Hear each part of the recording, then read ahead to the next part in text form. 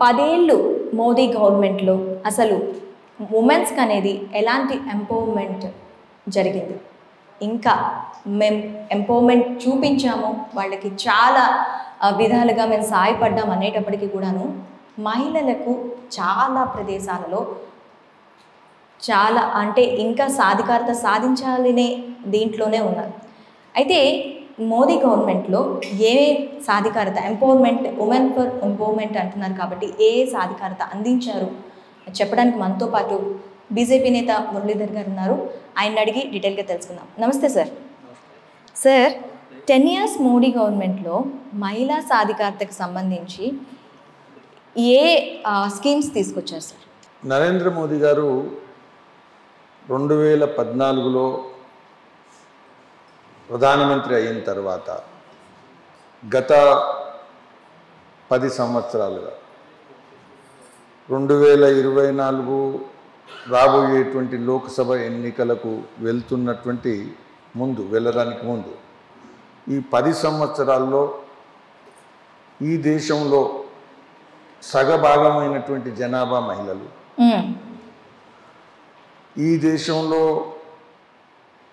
అభివృద్ధి ఏదైతే జరిగిందో ఈ అభివృద్ధి ఫలాలు లభించలేదు అనేటువంటి వర్గం ఏదైనా ఉంటే అనేక వర్గాలు చెప్తుంటాం. దళితులు, వెనుకబడినటువంటి కులాలు, ఇలా అనేక విషయాలు మనం చెప్తుంటాం. కానీ ఏ కులంలో ఉన్నా, ఏ మతంలో ఉన్నా అతిపెద్ద సామాజిక వర్గం మహిళలు. 50% మహిళలు అనేటువంటి జనాభా మాట్లాడుతున్నప్పుడు అనేక విధాలుగా వాళ్ళు వివక్షకు గురయ్యారు, అనేక సామాజికంగా వివక్షకు గురయ్యారు. అదేవిధంగా ప్రభుత్వ పరంగా విధానాల పరంగా నిర్లక్ష్యానికి గురయ్యారు. అభివృద్ధి అనేటువంటి విషయం ఆలోచిస్తున్నప్పుడు ఆ అభివృద్ధిలో మహిళల భాగస్వామ్యం ఉందా లేదా అనేది ఆలోచించలేదు. ముఖ్యంగా వాళ్ళ ప్రధానమైనటువంటి సమస్యలు ఏవైతున్నాయో, అనేకమైనటువంటి ప్రధానమైనటువంటి సమస్యలను కనుక మనం తీసుకుంటే అనేక ప్రధానమైనటువంటి సమస్యలకు ప్రభుత్వం ఏదైతుందో అది స్పందనే లేదు, పూర్తిగా దుర్లక్ష్యానికి గురైంది. వాటన్నిటిని గమనించిన తర్వాత దేశ ప్రధాని ఎర్రకోట నుంచి పెద్ద మాటలు మాట్లాడడం మనం 1947 తర్వాత ప్రతిసారి వింటున్నాం.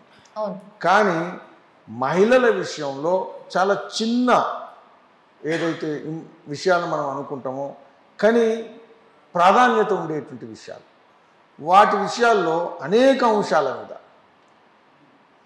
1, 2, 3 అనేది కాకుండా అనేక అంశాలు మనం చెప్పచ్చు. అయితే ఈ 10 సంవత్సరాల్లో ఆర్థికపరమైనటువంటి విషయాలు కావచ్చు, అదేవిధంగా రాజకీయపరమైనటువంటి విషయాలు కావచ్చు, విధానపరమైనటువంటి పాలసీ ఇష్యూస్ కావచ్చు, వీటన్నిటిలో కూడా జెండర్ బేస్డ్ కావచ్చు, లింగ ఆధారితమైనటువంటి విషయాలు కావచ్చు, అన్ని విషయాలు కూడా ఒక్కొక్క ఏదైతే మనం వర్టికల్ తీసుకుంటే ప్రతి దానిలో నరేంద్ర మోదీ గారు ప్రధానంగా ప్రత్యక్షంగా పట్టించుకొని మార్పులు తీసుకొచ్చినటువంటి అనేక అంశాలు ఉన్నాయి. ఉదాహరణకు మనం కనుక గమనిస్తే చాలా చిన్న విషయం, మెటర్నిటీ లీవ్ ఉంది.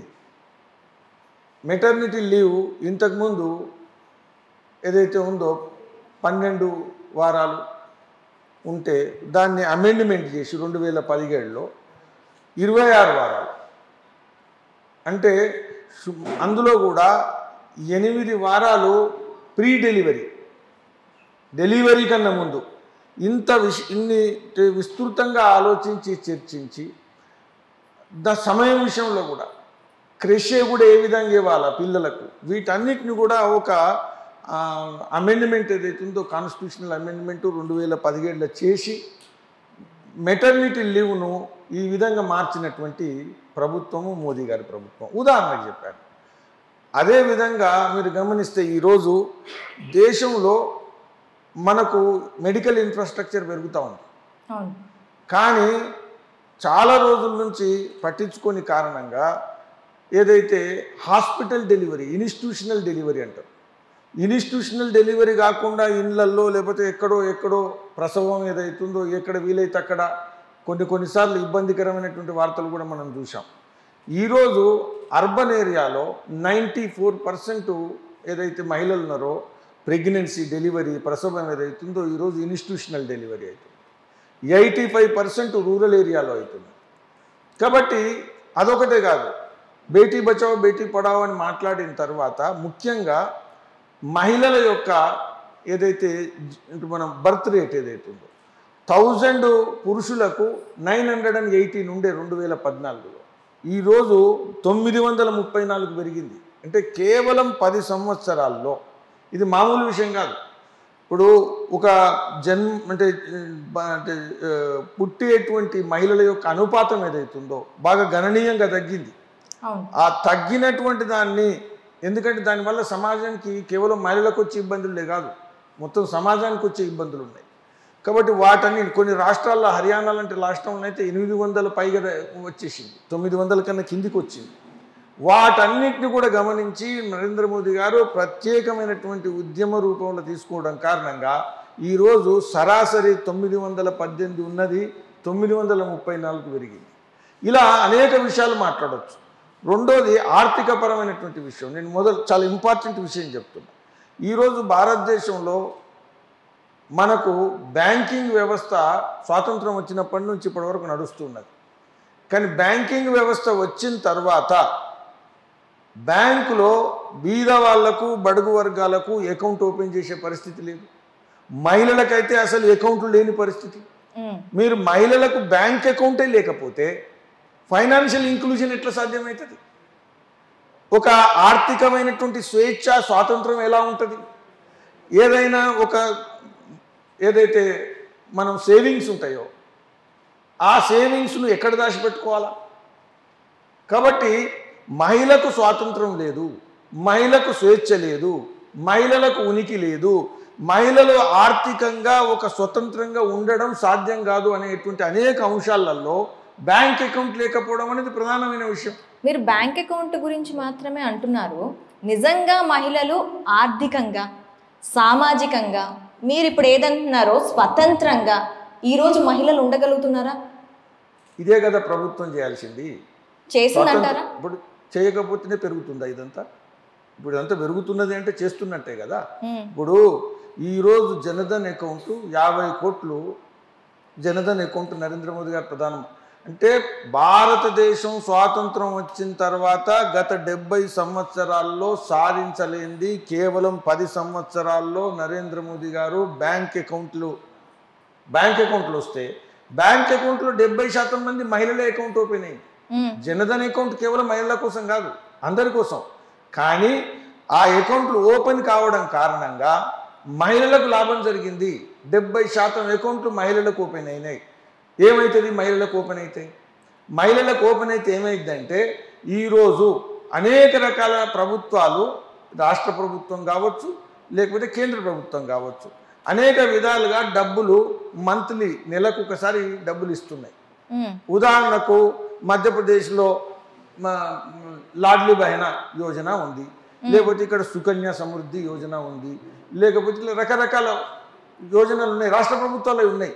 ఈ ప్రభుత్వాల్లో నెలకు 1000 రూపాయలు, 2000 రూపాయలు, 4000 రూపాయలు ప్రభుత్వం ఏదైనా వేయాలనుకున్నప్పుడు ఈ వేసినటువంటి డబ్బు ఎక్కడ వేయాలా? ఇంతకుముందు ఎక్కడ వేసేది? ఇంతకుముందు కలెక్టర్ ఆఫీస్కి పోయేది, ఇంతకుముందు కలెక్టర్ ఆఫీస్ నుంచి తహసీల్ ఆఫీస్కి పోయేది, తహసీల్ ఆఫీస్ నుంచి పోస్ట్ మ్యానో లేకపోతే అటెండరో తీసుకుని వెళ్ళేది. ఆ తీసుకుని వెళ్ళినటువంటి ఈ క్రమంగా ఏదైతుందో అరుగుతూ తరుగుతూ రూపాయి మహిళ చేతికి చేరేది. మహిళ ఇచ్చిన కాడ కూడా కొంత డబ్బులు తీసుకునేది. కాబట్టి మహిళలకు ఇచ్చినటువంటి ఆదాయం పూర్తిగా ట్రాన్స్ఫర్ ఏదైతుందో ఇది అకౌంటింగ్ కారణంగా మారింది.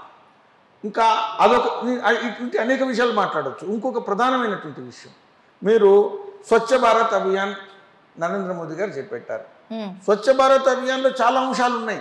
రోడ్లు శుభ్రం చేయడం కావచ్చు, చెరువులు శుభ్రం చేయడం కావచ్చు, దేవాలయాలు శుభ్రం చేయడం కావచ్చు, కుంటలు శుభ్రం చేయడం కావచ్చు, అనేక ఉన్నాయి. కానీ అందులో ప్రధానమైనటువంటి స్వచ్ఛ భారత్లో నరేంద్ర మోదీ గారు చేసినటువంటి చాలా ప్రధానమైనటువంటి అంశం ఏంటంటే ఇంట్లో శౌచాలయం, మరుగుదొడ్డి లేని ఇల్లు ఉండకూడదు. ప్రతి ఇంట్లో ఒక మరుగుదొడ్డి ఉండాలా. మరుగుదొడ్డి కుటుంబానికి సంబంధించిన సమస్య, మరుగుదొడ్డి ప్రజలందరికీ అవసరమైన విషయమే. కానీ అందరికన్నా అత్యంత అవసరమైంది, ఇబ్బందికరమైనటువంటి పరిస్థితి వచ్చేది మరుగుదొడ్డి లేని కారణంగా మహిళలకు. ఈరోజు గ్రామాల నుంచి వచ్చేటువంటి వాళ్ళందరికీ కూడా తెలుసు, మనం ఎప్పుడు కూడా రోజు సాయంత్రం 6 గంటలకు కనుక కారులో కానీ లేకపోతే మోటార్ సైకిల్ మీద ప్రయాణం చేస్తుంటే ఊర్లలో ఆడవాళ్ళు మహిళలు లేచి నిలబడుతుంటారు. ఎందుకు నిలబడతారు? వాళ్ళ సమయం క్లాక్ కూడా, బయాలజికల్ క్లాక్ కూడా వాళ్ళు సెట్ చేసుకోవాల్సి వస్తుంది. వాళ్ళు ఎప్పుడంటే అప్పుడు పోలేరు. ఈ పరిస్థితి 70 సంవత్సరాల నుంచి, స్వాతంత్రం వచ్చింది, భారతదేశం ఉంది, సెటిలైట్ పంపిస్తున్నాము, కాస్మెటిక్స్ వాడుతున్నాము, అన్ని కరెక్టే. కానీ అన్నిటికైనా చాలా కనీసమైనటువంటి ఇంపార్టెంట్ ఏదైతే విషయం ఉందో, నరేంద్ర మోదీ గారు ఈరోజు 11-12 కోట్ల మరుగుదొడ్లు నిర్మాణం చేసింది. ఈరోజు 4 లక్షలన్నర గ్రామాలలో మరుగుదొడ్డి లేని ఇల్లు లేదు అనేటువంటి పరిస్థితి తీసుకొచ్చింది. అయితే ఈ విప్లవాత్మకమైనటువంటి మార్పు మహిళల పట్ల, దీని కారణంగా కేవలం ఇదేదో మరుగుదొడ్డి కాదు, ఈ మరుగుదొడ్డి కారణంగా లైఫ్ స్టైల్లో డిఫరెన్స్ వస్తుంది. ఆరోగ్యంలో ఇప్పుడు ఇది కేవలం వెళ్ళే వాళ్ళ ఆరోగ్యమే కాదు, బహిర్గతంగా ఉండేటువంటి స్థలాల్లో వెళ్ళడం కారణంగా సమాజానికి ఇబ్బంది వస్తుంది. అదొకటే కాదు, నేను చిన్నప్పుడు మా ఊర్లో మా అమ్మ, మా అక్క, మా చెల్లె, మా వదిన ఇలాంటి చాలామందిని చూసేవాళ్ళం. 1 కిలోమీటరు 2 కిలోమీటర్లు వెళ్ళి నల్లా నీళ్లు కానీ బావిల నీళ్లు కానీ తోడి అవి తీసుకొని బిందెలలో పట్టుకొని రావాల్సి వచ్చేది. ఈరోజు నరేంద్ర మోదీ గారు నల్ జల్ యోజన, మిషన్ భగీరథ ఇక్కడ పేరు ఏదైతుందో, దీని కారణంగా ప్రతి ఇంటికి నల్లా, సుమారు 13 కోట్ల ఇళ్లకు నల్లాలో అంటే డ్రింకింగ్ వాటర్ తాగడానికి ఇంకెక్కడికి వెళ్ళాల్సిన అవసరం లేదు. 2-3 కిలోమీటర్లు 5 కిలోమీటర్లు నడవాల్సిన అవసరం లేదు. మహిళలు దీని కారణంగా లాభపడ్డది ఎవరు? మహిళలు. కాబట్టి అది జనధన్ అకౌంట్ కావచ్చు. ఇంకొక విషయం, ఈరోజు ప్రధానమంత్రి ఆవాస్ యోజన ఉంది. ప్రధానమంత్రి ఆవాస్ యోజన కింద 11 కోట్ల కన్నా ఎక్కువ ఇల్లు మనం కట్టి 3 కోట్ల ఇల్లు కట్టారు. ఇంకో 2 కోట్ల ఇల్లు ఇప్పుడు మొన్న బడ్జెట్లో పెంచడం జరిగింది. సో ఈ దేశంలో ఒక ప్రభుత్వం స్వాతంత్రం వచ్చిన తర్వాత బీద వాళ్లకు అనేక మంది మనం కడుతున్నాం, కానీ ఇల్లు లేనటువంటి వాళ్ళకి ఇల్లు ఉండాలి. ఇల్లు ఉండడం అనేది అందరికీ అవసరమే, కుటుంబానికి అవసరమే. కానీ ఇల్లు ఉండడం అందరికన్నా ఎక్కువ లాభించేది ఎవరికి? మహిళలకు. ఎందుకంటే ఇల్లు అంటే మహిళ, మహిళ అంటే ఇల్లు మన దేశంలో. కాబట్టి ఇల్లుకు ప్రధాన కేంద్రం మహిళ. మహిళకు ప్రధానమైనటువంటి అవసరం ఇల్లు. కాబట్టి 3 కోట్ల ఇల్లు 10 సంవత్సరాల్లో నిర్మించినటువంటి దేశ ప్రధాని నరేంద్ర మోదీ. ఇలా చెప్పుకుంటూ వెళ్తే అనేక అంశాలలో కూడా మహిళలకు మార్పు స్పష్టంగా కనబడేటువంటి అకౌంటబుల్ గవర్నెన్స్ ఇచ్చినటువంటి ప్రభుత్వము మోదీ గారి ప్రభుత్వం.